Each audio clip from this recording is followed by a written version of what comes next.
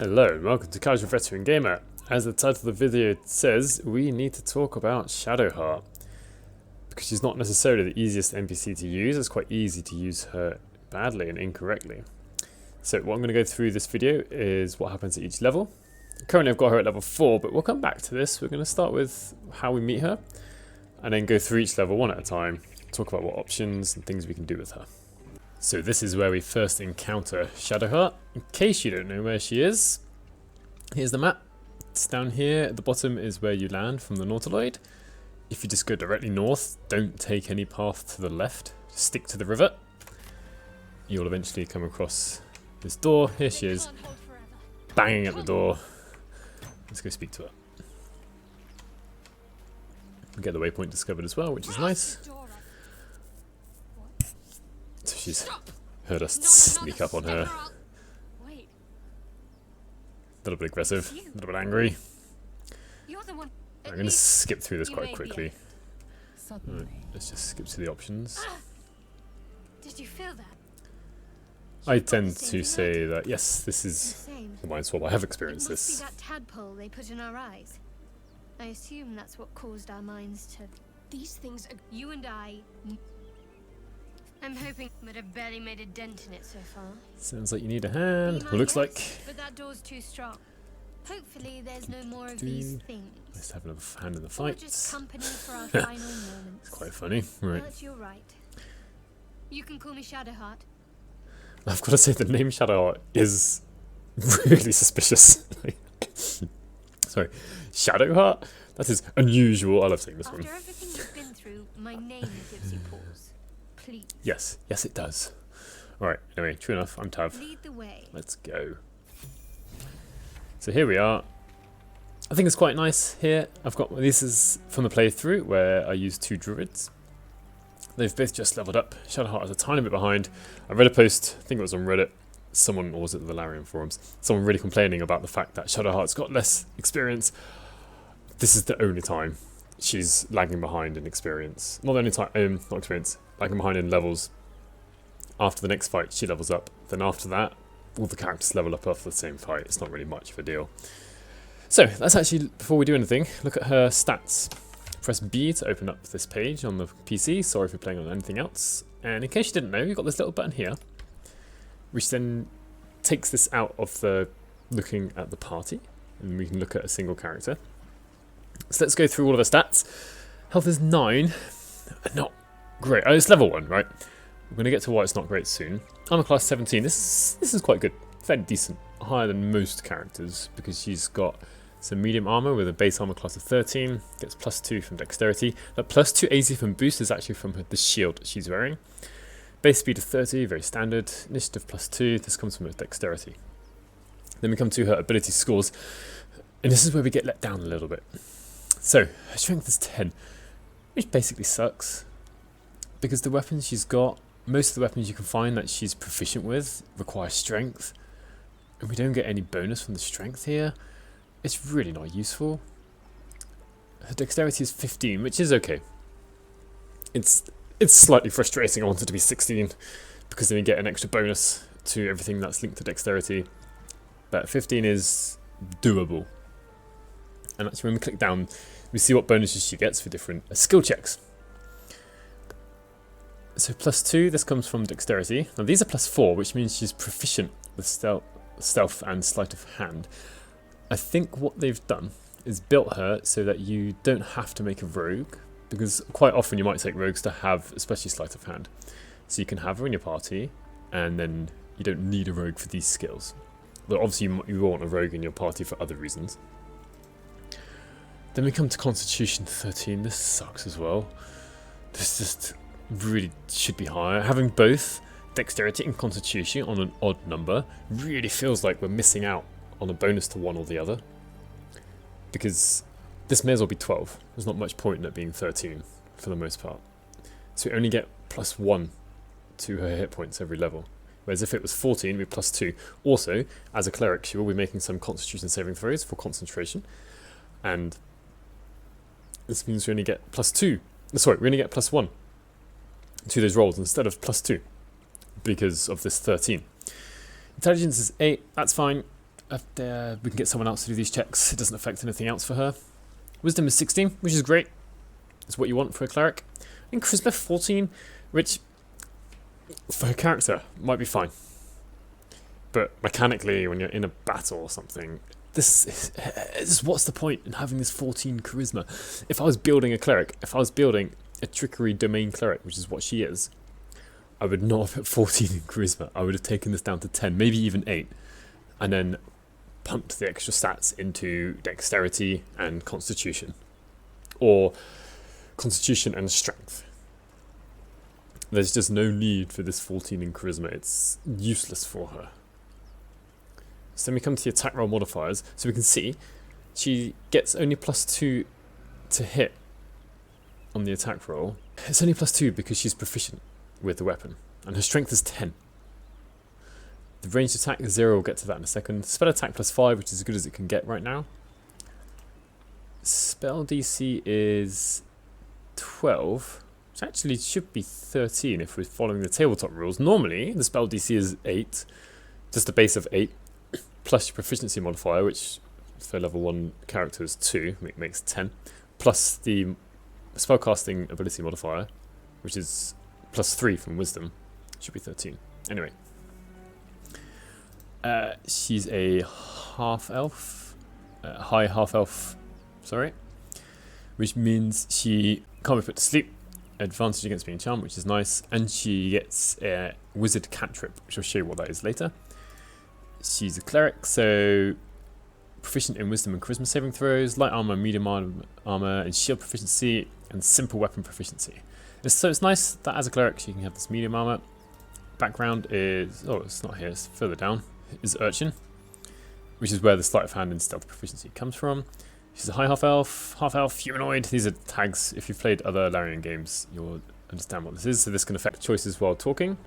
She's Baldur, it means she's from Baldur's Gate. And then action resources. So 2 level 1 spell slots at level 1, which is because she's a cleric.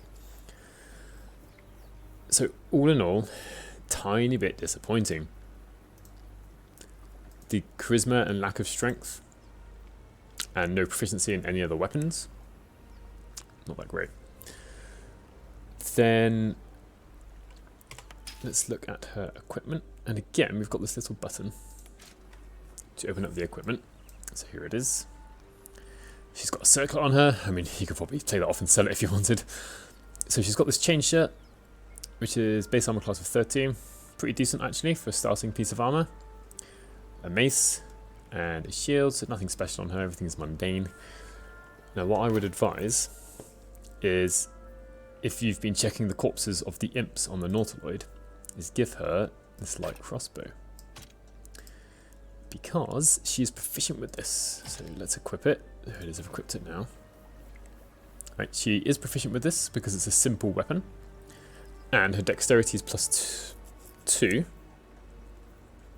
So the overall range attack is +4. And it's 1d8 damage.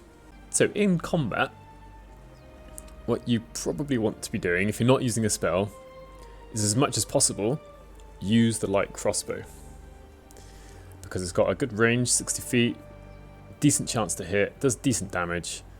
Damage is 1d8 +2, which is about, not quite, but unless you're a fighter, or someone who can use a greatsword, or something else like have 1d10 damage. This is not bad at all. Now actually, let's go look at her spells. Press K, again, we can just open up this one window. So at level 1, the cantrips she learns, this is always the same, you can't change these. Minor illusion, that's from the fact she's a high half-elf. She gets resistance, guidance, and sacred flame. I'm happy she's got guidance, that's nice. Resistance, fairly useless to be honest, not that great. Sacred Flame, almost all the time. If you can use Sacred Flame, you may as well use the crossbow instead. If the target is prone, then Sacred Flame is going to be the best because it's a 100% chance to hit. Minor Illusion has some uses, it's okay. There are some worse cantrips that could have been chosen. Now I'm not going to go through all the cleric spells for level 1. I've made a few shorts for some of them, but basically some of the best spells. This is now for any cleric, not necessarily just for Shadowheart. Bless is good, Guiding Bolt is good. Inflict wounds, not bad. Only downside to this really is it's only got a 5-foot range, but it's an melee attack roll, not a saving throw. Halt isn't a bad choice. I wouldn't pick Cure Wounds. I'd normally pick Healing Word, much better really. At level 1 we only get 4 choices. Let's show you this combat. We've got a couple of insect devourers here. Before we start, I'm just going to quickly level up these druids. Right, may as well give ourselves as much advantage as possible. Always a good idea to start off hiding. Let's show you her ranged attack first. So this quite decent chance to hit. At the moment it's because she's far away. Oh, one last thing before I show you combat. She's got this blessing of the trickster from being a trickery domain cleric. So it requires concentration, doesn't use any resources, grant another creature advantage on stealth checks. If you're not using her concentration for anything else, sure, you can use this. It's not the best thing in the world, because this game uses vision cones, so at the moment, just like right now, I don't need to make any dexterity stealth checks, because I'm outside the range, outside the vision range, so I'm not even making any rolls. Maybe I'll do it. Oh, it's another creature I know, it's not even herself, never mind. So, nice chance to hit, not bad. Now, generally, in combat, you'll, just like she's saying, you generally want to be keeping some distance between you and the enemy, because her melee attacks, unless you're going to use Inflict Wounds, her melee attacks aren't particularly good. So, low ground is what we can do. Alright, we can actually hide again. It seems a bit silly, but it's just the way it works. Get advantage. Also, I would suggest, if at this point, 2 things. First of all, after using the crossbow, switch back to her mace and shield to increase her armor class back to 17. And when it's her turn again, go back to using the crossbow. Alright, and then, like, oh, they're surprised. Actually, just wait. They're not going to do anything while they're surprised. She gets another go. Switch back to crossbow. Hide, attack. Dead. Back to shield and this kind of mace. Run away. I'll show you some other combats later, where she'll be doing something a bit different once she levels up. Now, I have just been complaining about Shadowheart's stats a little bit, but I will say that they did change the stats. Before, she used to have a negative modifier in dexterity, which made her so much worse than she is now. They did update the dexterity to be 15, which is a nice bonus to have. But I still think that it would be nice if her strength was higher. And we didn't have this high charisma, had it in something else. And it'd be nice if the constitution was 14. Maybe I'm asking for too much, you know? We can't have everything, I suppose. Alright, here we are. Leveled up. At level 2, clerics don't get any choices. In fact, clerics make their subclass choice at level 1. So there's no way we can change the fact that she's a trickery domain cleric. She gets a turn undead action. We're using channel divinity, which is good. When you've got undead around, this is good. We can have 1 extra spell prepared. I don't know, let's go for Halt. And actually, while I'm here, quick difference between Healing Word and Cure Wounds. So both of them heal. Cure Wounds takes an action. Healing Word takes a bonus action, which is actually really good, because you can cast 2 spells in 1 turn if you have Healing Word. Now, it looks like maybe at first glance, oh, Cure Wounds, 1d8 plus 3. Healing Word, 1d4. Let's go for Cure Wounds. But you have to be within 5 feet for Cure Wounds. The real reason you want Healing Word is if one of your allies goes down and is starting to make death saving throws, you can use this from 60 feet away and they automatically get back up. Whereas Healing Word, you have to run up to them, which might not always be possible, might put you in danger, might take opportunity attacks. They might be high up, maybe you can't jump up there. Healing Word. And outside of... well, during combat, you shouldn't really be healing. And if you are healing at any point, just use food first. And if you're outside of combat, instead of using a spell, just go use a short rest or long rest. Cure Wounds is... it's just not really needed in the game at all. You may as well just have Healing Word. So yeah, I basically never take Cure Wounds. Healing Word is fine. Right. What else? At level 2, we get a new subclass feature.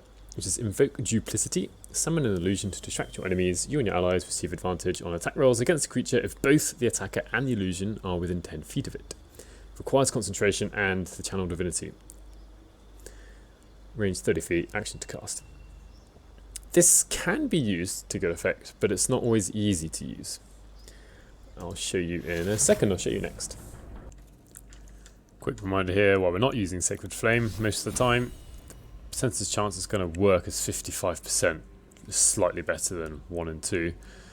Whereas if we attack with the crossbow, this is because at the moment the person can't see us, we've basically got advantage because we're hidden, 91%. And it does 1d8 plus 2 instead of 1d8 damage. So we're going to start the combat.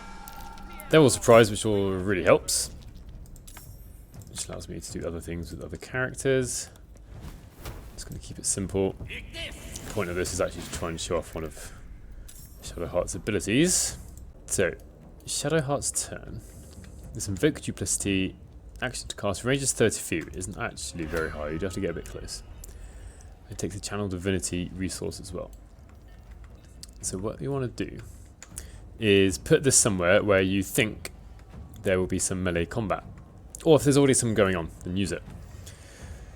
So see how well I can get this to work. So we've got two characters here, Torga and Hasaid, who are currently surprised, but they're going to come running in because they've got melee weapons. Actually no, Torga's got a bow. I'm going to put it slightly towards Hasaid. Hopefully this works out. In fact, if I put it in the middle. What I've now got to try and do, two things. Try and make some combat happen around this kind of dummy. But also make sure, I'll do my best to make sure Shadowheart doesn't lose concentration. So we're going to look at vision cones, holding down shift. I just want to get her out of the way. Let's make her face this way and then crouch. So they're surprised, they're not going to do anything. What I'm also going to do, actually if I use this first, exciting how, put my characters next to where Invoke Duplicity has gone down. Thankfully they're not hurting me. Coming closer doesn't seem to be too clever. Now, unfortunately, Shadowheart's been seen because one of the enemies has come closer. Now, she can get all the way around back there, so I can shoot. So there's no advantage from Invoke Duplicity because Shadowheart isn't within 10 feet. Both the attacker and the dummy have to be within 10 feet. I'm not going to make her going close because one, she can't get there, and secondly, means she's less likely to keep concentration.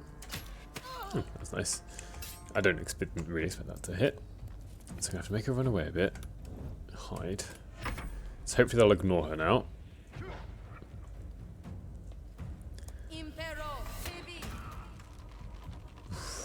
Right, it doesn't matter that he's impaled. Alright, how's the bear going to get that? Alright, I think let's do a bit of jumping. Let's get there. Now, oh, it's not within 10 feet. So this isn't always going to work massively well.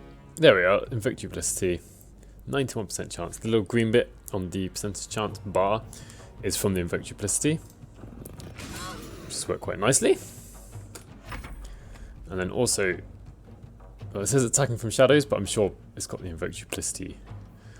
Let's use Exposing Bite, try and finish him off. Not finish him off this turn, but I mean next turn on a critical hit. Here's Shadowheart. I didn't update her spells, annoyingly. If I had inflict wounds, I wouldn't be able to get close enough. But using Inflict Wounds with Exposing Bite is always a good idea.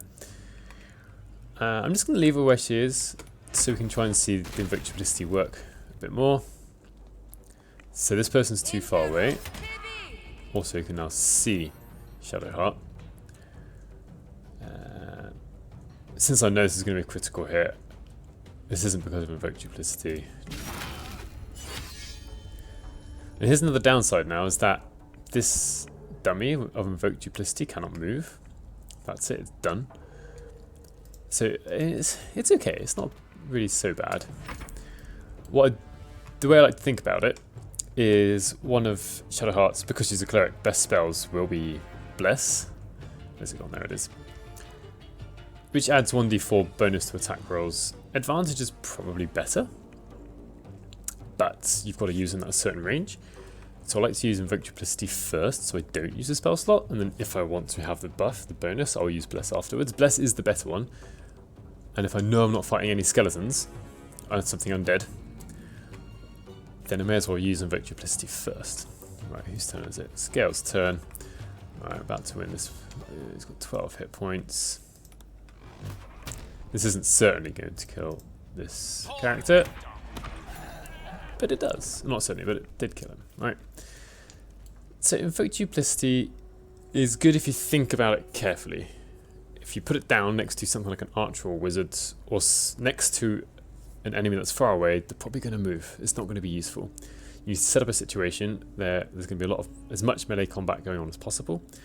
The more enemies there are, the better. The more that will stay close by.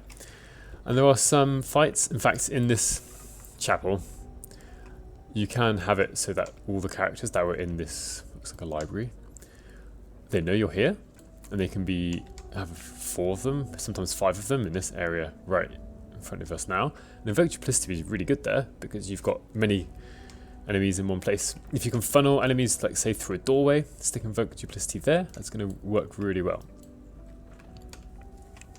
Right, next up I'll show you what happens at level 3 for Shadowheart. To improve Shadowheart's equipment or her damage, what we can do is instead of using a mace, we can use a dagger. Now, a dagger only does 1d4 damage, but a mace does 1d6. So 1d4 seems like it's lower. However, a dagger is a finesse weapon, which means we can add the ability modifier of dexterity to the attack and damage rolls. Also, she is proficient with it since it's a simple weapon. So we can see the melee attack is +4, whereas with the mace it was just +2. Also, the damage here is 1d4 +2, whereas the mace is just 1d6. And overall, 1d4 +2 is going to be doing more damage than 1d6. The maximum damage is the same, but the minimum damage is 3, is one way to think about it. And there's a 25% chance you're going to get 6 damage, or 1/4. But with the mace, there's only a 1/6 chance, which is about 16-17% chance you're going to get the maximum damage. So not only will she be hitting more often with the dagger, she will also do a little bit more damage with the dagger compared to the mace. I've also given her Lae'zel's Githyanki half-plate armor. Honestly, this half-plate armor is one of the best armors in the game currently. The base armor class is 15, and you get to add 2. If you've got +2 dexterity, you get to add your dexterity modifier to it. And she's got a shield, and I've got her with the light crossbow. Here is the level up screen from level 2 to level 3 for Shadowheart. We don't get any choices. We can change our prepared spells, but we can do that out of combat anyway. Quite importantly, we have access to level 2 spells now, of which Aid is really, really good, especially if you're struggling with taking too much damage. If you're not using Aid, use it at the beginning of the day. Even if you put Shadowheart into your party, get her to cast Aid, put her back out of your party, get her good to go to camp. Most of your party still has +5 hit points. It doesn't require concentration, there's no way to lose this, it just increases the maximum by 5 hit points. So even if they lose those 5 hit points, you can take a short rest and get those 5 hit points back. Really, really useful. Most of the level 2 spells are okay. Blindness can be good, but when we've got saving throws, it's not great. Enhanced ability can be alright if you know you're going to be making some checks. Hold person, if it works, is really good. Lesser restoration, if you need it, if you want it.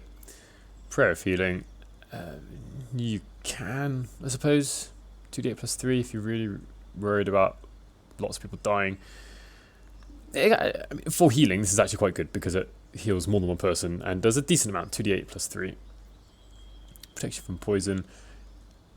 Again, if it's the sort of thing, if you need it, this is going to be amazing, otherwise it's pointless. Really good thing about this, it doesn't require concentration.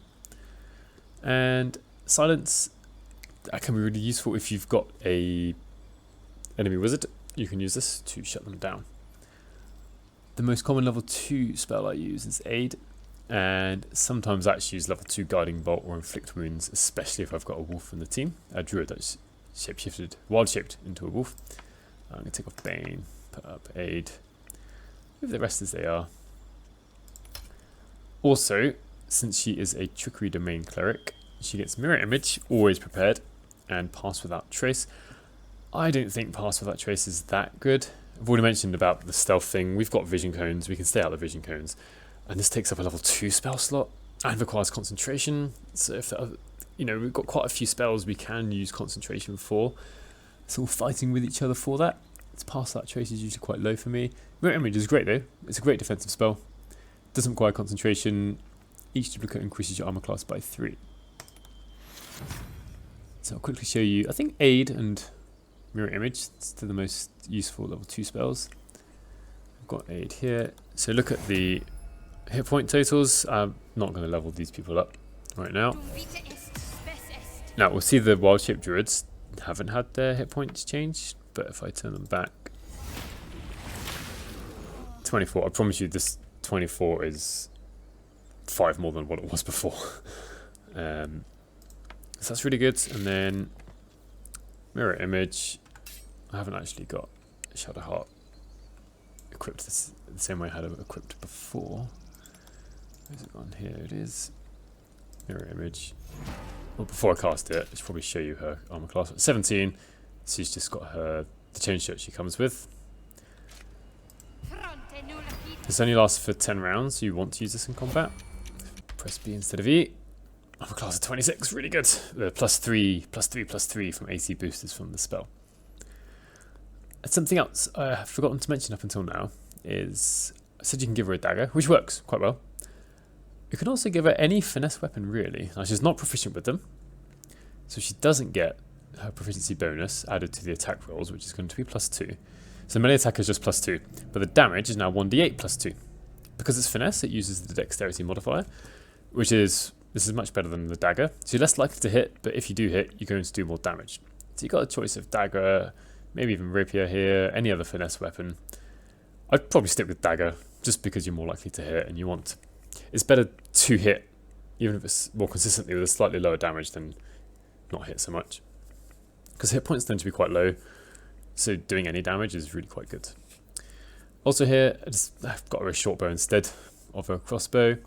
This allows you to use arrows, whereas with a crossbow you can't, but downside is it does less damage. Next up will be when she gets level 4. So here at level 4, got some more hit points, gets an extra level 2 spell slot, and gets the choice of one more cantrip, which you've heard at the moment is either Light or Thaumaturgy. I'd probably pick Light. She doesn't need it herself particularly, but you can cast it on other people. Thaumaturgy, if you've got her being the face of the party, maybe, but you may as well just use Guidance. Advantage is better, but Guidance is more likely to be constantly casting it. Anyway, pick one of the two, up to you. Prepared spells, well, we can have 7 now instead of 6, which is nice. More prepared spells, get rid of Bane and put Hold Person. And then we get a new feat. There are a few options here. So, to improve her spells, +2 into Wisdom. So she gets a total of Wisdom 18, which then increases her Wisdom modifier from +3 to +4. That will affect all of her spells that have an attack roll or saving throw. And some spells, like the healing spells, get a bonus from her Wisdom modifier. You could maybe put +1 Dexterity, +1 Constitution, to make Dexterity go from +2 to +3, making her better with all the finesse weapons. And also increases armor class for using light armor, and also better for the initiative rolls. And the Constitution gives her one extra hit point per level, because she's gone from +1 to +2 for the modifier for Constitution. 1 extra hit point per level also makes her better at Constitution saving throws, which helps her keep concentration. But we can go for some other things as well, some actual feats. Athlete increases strength or dexterity by 1. When you're prone, standing up uses less movement, not so useful. You probably want to be looking for feats that increase dexterity or constitution. You could do wisdom, I suppose. Defensive duelist, who's not using, she's probably not going to be hit too much. I just think there are better things than that. Dual wielder, she shouldn't be dual wielding. She shouldn't be using a great weapon. Heavily armoured, there aren't that many good heavy armours in the game. We don't need an extra strength at the moment. Lightly armoured doesn't really matter because we've already got proficiency in light armour. Magic Initiate Cleric. Learn 2 cantrips. Well, we need one more cantrip we can learn. I wouldn't pick Magic Initiate Cleric really. Spell slot, that is just for level 1. Yeah. Magic Initiates, not necessarily. Martial Adept. Don't really need that. Mobile, I think mobile can be good for anyone, just because you get faster speed. Moderately armoured, kind of pointless. We've already got proficiency with medium armoured shields. Shield Master, I'd just rather have +2 in dexterity, or put the dexterity up by 1. Skilled, if you want proficiency. Tough is useful for everyone. Now, Weapon Master, I think is interesting. We'll put dexterity up by 1. And then we can pick up to 4 different weapons to be proficient with. So at this point, this is where we can pick any finesse weapon. Rapier would be good. And then, what have we got? Light crossbow. What about longbow? That'd be quite useful. The downside is it only really needs a feat. We only really need this for the rapier, to be honest. The longbow is fine, so we can use the longbow instead of a shortbow if we want to use arrows. I mean, short swords are finesse, so you can use dexterity. It's also light, so you could dual wield if you wanted to, I suppose. Let's put a heavy crossbow as well. So things that are finesse or ranged weapons, we get dexterity up by 1. So yeah, make a choice. I mean, the standard choice really would be just increasing the stats of either wisdom or dexterity and constitution. All of which are good choices. If you want to make her better with weapons, get get Weapon Master. Your choice, no right or wrong thing to do really. And I quite like this because there are a few interesting choices here for Shadowheart. When I create my own characters, I pretty much always just go for ability improvement of their main stat. And I feel like I'm always falling into that. Bit samey. So I'm going to go with this one. Not necessarily the best choice, but it's not a bad choice anyway. So now, when I look at Shadowheart, let's look at the equipment. There she is. Alright, she's using a rapier. Now, melee attack is +5 to hit because the dexterity has gone up by 1. And the damage is now 1d8 +3, which is great. However, I do want to point out with medium armor, the maximum bonus from dexterity is +2 only. So even though her dexterity modifier is +3, medium armor caps out at +2. So you'd have to be wearing light armor to get the bonus from that +3. So her armor class has stayed the same. But she's now better at attacking things. And I've now normally switched out the shortbow for... I've only got shortbow there and light crossbow. I don't know if I've got any other weapons here at the moment. Let's just have a quick check. Let's go back to type. So see, got a couple of longbows here that she could wear. Got some short swords. Don't have any heavy crossbows to put on her, but let's give her that. Alright. Let's come back to here. Her range damage is now 1d8 +3, which I could have with a heavy crossbow as well. So she's now better with... She's now more martial. Right. She's a better fighter with weapons. But compared to that, I could have put her wisdom up by 2, which would increase the chance of Sacred Flame working by 5%. Do a little bit of extra healing. More likely things like Guarding Bolt are going to hit. So it depends how you're going to use her. Now I would say if you want her to do damage, the best thing she can do to cause damage really is using Guiding Bolt. It's an amazing spell. It helps out your teammates as well. And if you're within 5 feet, if you're not too scared of getting her into combat, using Inflict Wounds is also really, really good. Of course, that uses up her level 1 spell slots quite quickly, but as the game is at the moment, there's no real reason not to burn through your spell slots and then take a long rest. Don't know if they're going to keep that, if they're going to change that.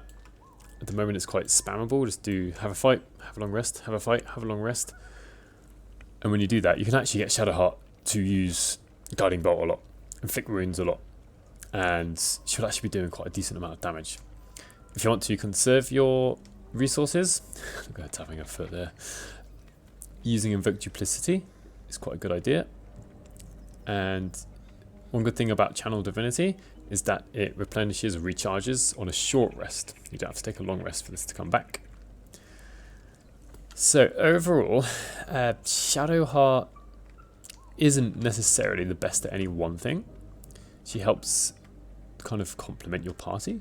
So she can kind of be a bit like a rogue because she's got proficiency in sleight of hand and stealth. And she can give advantage to stealth checks to other people with Blessing of the Trickster. She also is a good team player with Invoke Duplicity. Guiding Bolt helps give advantage on a target if it hits, which again is good team player. She's got Bless to buff your team. But if you really need her to do damage, we've got Guiding Bolt, Inflict Wounds, and we can give her a light crossbow to do a decent amount of damage. She's also got Guidance. I haven't really talked about this. I've made a shorts video about Guidance. I think it's a really good cantrip. Outside of combat, you should be probably casting it all the time. When I first played through the game, I can see here that my hotkey for Guidance is 6. I would just keep on casting it. Right, requires concentration. Helps with all the checks outside of combat. Doesn't help inside combat, so it doesn't matter if you cast another concentration spell in combat. If you've already got Guidance, you can just recast Guidance again afterwards. She can also be quite defensive. You can give her a shield, give her some medium armor, and then give her, not pass without trace, give her mirror image. She's going to be quite hard to hit. If, however, you don't give her weapons that use the dexterity modifier, you might struggle with her. Do not use the mace. It's just really not good. She doesn't get any good bonuses because her strength is only 10. So that's been it. Shadowheart is a worthy member as long as you're using her correctly. Let me know what you think about Shadowheart, if I've missed anything out, maybe I've overrated her somewhere. If you've made it this far in the video, well done. Also, hopefully you haven't suffered too much. Please do consider subscribing, it really helps me and lets me know that you like the content I'm making. If you like the video, please do, and I'll see you in the next one.